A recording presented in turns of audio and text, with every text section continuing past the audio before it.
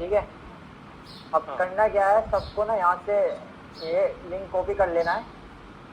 हाँ link copy करने के बाद उसको अपने VS कोड में खोल लो, एक फोल्डर बना लो कोई सा भी। हम्म, फोल्डर बनाने के बाद क्या करना है, अपने को जाना है, फोल्डर क्रिएट करने के बाद अपने को टर्मिनल में जाना है। हम्म, ये मैं तुम्हें नोटपैड में बता रहा हूँ। टर्मिनल में जाके लिखना है वहाँ git clone, और जो जो जो रिपोजिटरी का लिंक कॉपी किया है ना उसको पेस्ट कर देना। वो पेस्ट करके रन कर देना।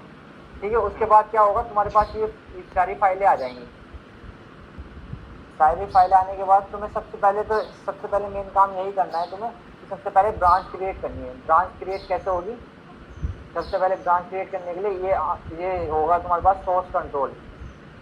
ठीक है। इस पर क्लिक करने के बाद ये यहाँ पर 3 डॉट्स होंगे, यहाँ क्लिक करके यहाँ नीचे जाके ब्रांच में यहाँ से क्रिएट ब्रांच कर सकते हैं। अब ब्रांच का नाम क्या रखना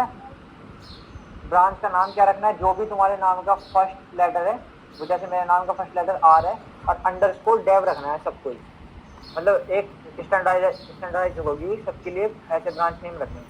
ठीक है। अब जैसे ब्रांच नेम रख लोगे तो तुम्हारी ब्रांच क्रिएट हो जाएगी। तो तुम्हें क्या करना है, बिफोर लाइक कोई भी अगर तुम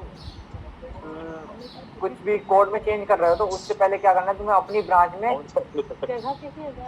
स्विच कर जाना है। जैसे कि तुम यहाँ से लिखोगे, एक कोड होता है, लिखना होता है गिट स्विच ब्रांच। स्विच। हाँ स्विच, जो भी तुम्हारे ब्रांच का नाम है, जैसे मान लो पवन की ब्रांच का नाम था pdev, p_dev। तो यहाँ देखोगे तुम कि हम यहाँ लिखा हुआ है स्विच टू ब्रांच p। तो अब मैं जो भी काम करूंगा ना वो मैं अपनी ब्रांच में करूंगा, pdev में।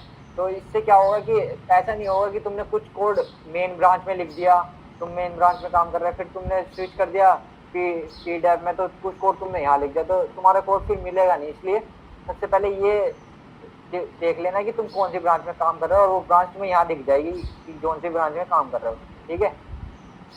उसके बाद क्या करना है, जो भी तुम चेंजेस करोगे, चेंजेस क्या करना है, ये स्टैंडर्ड वो है स्ट्रक्चर्ड फाइल का। तो तुम्हें क्या करना है, इस कंपोनेंट के अंदर ही अपनी फाइल बनानी है। जो सा भी तुम वो बना रहे हो ना, पेज बना रहे हो, तो उस नाम का एक कंपोनेंट बना लेना इधर, और उसको, वो तो तुम्हें पता ही है रिएक्ट में कैसे करते हैं, यहाँ app.css में लाके डाल देना। ठीक है। कंपोनेंट इधर ही बनाने हैं सबको, अलग अलग नहीं बनाने, इसके अंदर ही बनाने हैं सबको अपने अपने कंपोनेंट। एंड देन जब कंपोनेंट बना लोगे ना, तो इधर तुम्हारे पास सोर्स कंट्रोलर में बहुत सारी चीजें आएंगी कि लाइक करके दिखाना पड़ेगा क्या, एग्जाम में दिखा देता हूँ करके एक बारी। जब भी तुम कोड में कुछ भी लिखोगे तो इधर सोर्स कंट्रोलर में ये तुम्हारे पास चेंजेस आएंगे, यहाँ चेंजेस आएंगे। जो सी फाइल में चेंजेस करोगे वो फाइल का नाम भी लिखा हुआ आ जाएगा इधर। तो सबसे पहले तुम्हें यहाँ चेंजेस ऐड करने प्लस करके, और यहाँ कमिट लिखना है। कमिट वो लिखना है जो जहाँ भी तुमने चेंज किया, जैसे नया कोई कंपोनेंट बनाया है तो वो कंपोनेंट लिखना है कि I have created this component. जो भी तुमने एक्चुअल काम किया वो लिखना है कि पता लग जाए अगले बंदे को। कमिट मतलब होता है डिस्क्रिप्शन टाइप की, अगला बंदा देख के पहचान पाए कि तुमने करा क्या है एक्चुअल। तो कमिट लिखना है, लिखने के बाद यहाँ से कमिट करना, यहाँ से कमिट लिख दो कुछ भी।